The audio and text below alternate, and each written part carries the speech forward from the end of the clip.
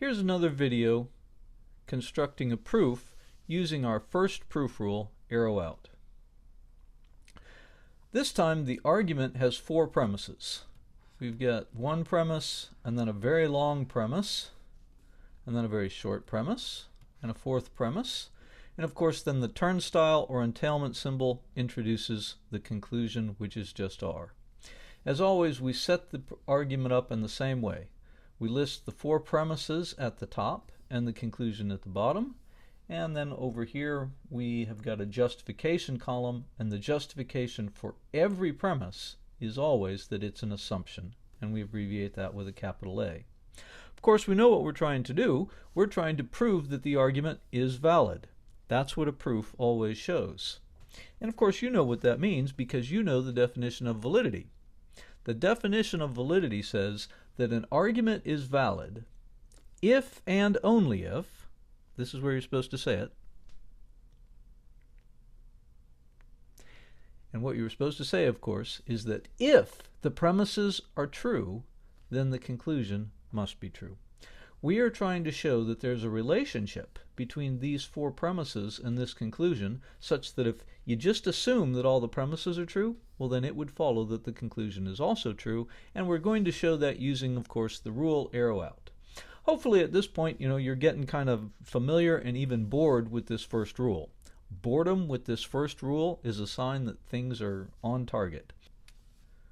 So let's start the proof. When I have longer premises, as we have in this case, it's oftentimes not a bad idea just to go through and identify the main connective. Obviously it's the first arrow, here it's the third arrow, and on the fourth line it's the first arrow. This just helps to remind us that that's the main connective, and when we're looking at this line and thinking about it, we want to think in terms of everything in front of that arrow is P, everything after it is Q. And since it's an arrow, that tells me that I'm definitely going to use this arrow out rule. Now, if I'm going to be really methodical about this, then I'm going to say to myself, if I can find S on another line by itself, then I can write H arrow M arrow R. Of course, now I'm going to go look for S. Do I see it any place? Well, no, I definitely don't have S on another line by itself. Of course, you might notice it up here, but if you do, you're really overthinking. Here's a point that I like to make, and that's oftentimes if you read about constructing proofs in a textbook or online, the writer will make it seem like you should understand the entire proof before you should get started. You should have the whole thing figured out. And I really don't think that that's the appropriate way to start proofs. You should just jump in and kind of let them do themselves. And so I've just thought about line 1, and I didn't find S, and so I said, well, no big deal, I will go on to the next line. Now I'm looking at line 2, I know that's the main connective, so everything in front of it is P, and I say to myself, if I can find M arrow H arrow M on another line by itself, then I can write H arrow M arrow S. Do I find M arrow H arrow M? And the answer is yes, obviously I do, it's right here. So, since I found it, I get to write H arrow M arrow S. And that's exactly what I will do. H arrow M parentheses arrow S. And of course the justification for that is going to be the two lines that I used, and in this case it's 2 and 4. If I want to track my work, it's a good idea to check off line 2. All right, a little comment about parentheses here. When I wrote H arrow M arrow S, how come I didn't include these outer parentheses? Well, notice, if I had put parentheses like that and that, they would encompass the entire line. And whenever parentheses encompass the entire line, that's when you should get rid of them. Let me see if I can get rid of what I just did. Undo, and edit, undo. Okay, great. So I just worked on a line. I'm just going to very boringly and methodically look at each line. As we know, line 3 is too short to be interesting. It has no connectives. So go on to line 4. And when I see line 4, I see that arrow, the first arrow is the main connective, so that tells me if I can find M on another line by itself, then I can write H arrow M. Well, there's an M right above it, obviously, and so on line 6, I get to write H arrow M. Yes, handwriting is very difficult on this screen. I want to have perfect handwriting, but I just can't master it on this device. What will the justification for H arrow M be? Obviously, it would be 3, 4, arrow out. Oftentimes people ask me, do I need to write 3, 4, or would it be okay to write 4, 3? Well, notice in this case, you might even argue that 4, 3 makes more sense. We just worked on line 4, right? So that's the one I would check off. Line 4 was the conditional, P arrow Q, that got us started off. So there's some motivation to say, well, you should list the conditional first, and in fact some textbooks would insist that you write 4, 3 over here. The truth is, I always list them numerically, and once we've done, a couple dozen proofs, this sort of issue becomes so trivial, it's not something that's ever going to make any difference. Do notice that we used line 4 twice. That's an important point. When we used it the first time, we noted that it was the P part of line 2. There was P arrow Q. Oh, and look, there's the P part repeated. But now, when we're looking at 4 on its own, we think of it as P arrow Q. And so M is the P part, and H arrow M is the Q part.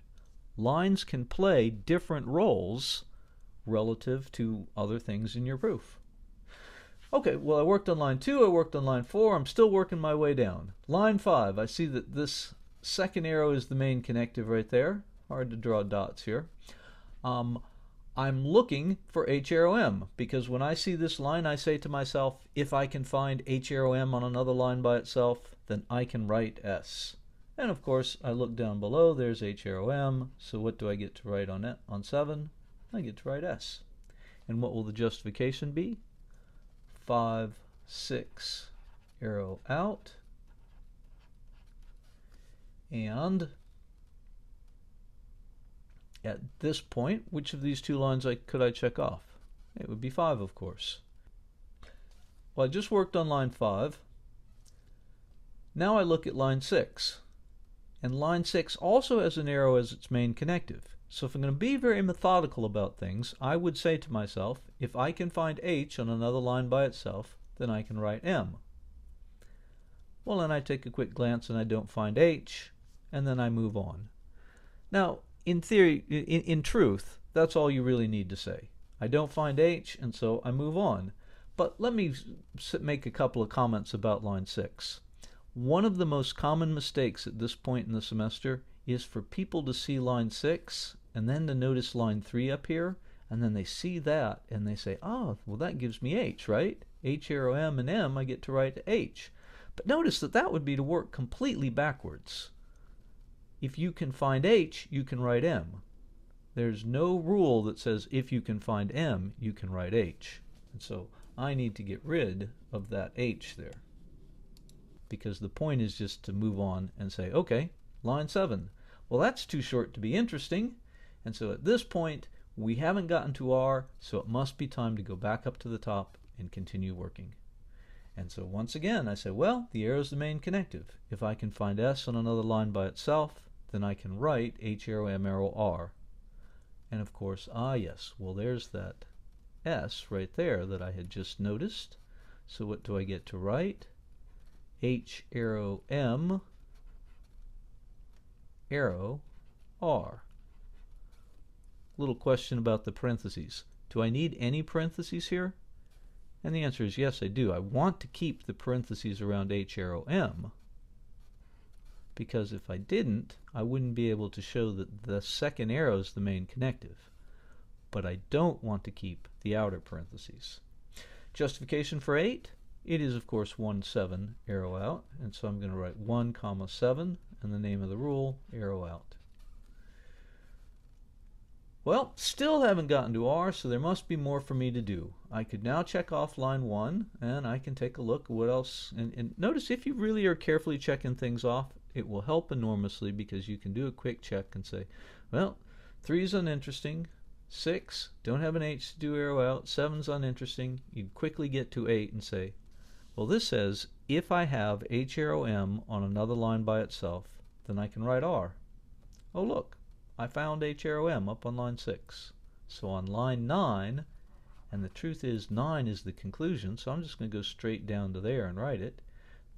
The justification for this is going to be 6, 8, arrow out. And that's the end of that proof. I really hope this was boring. But if not, keep plugging away. Keep trying to think less. Almost certainly, if you're feeling confused about anything, you're doing a bit of overthinking at this point. All right, thank you.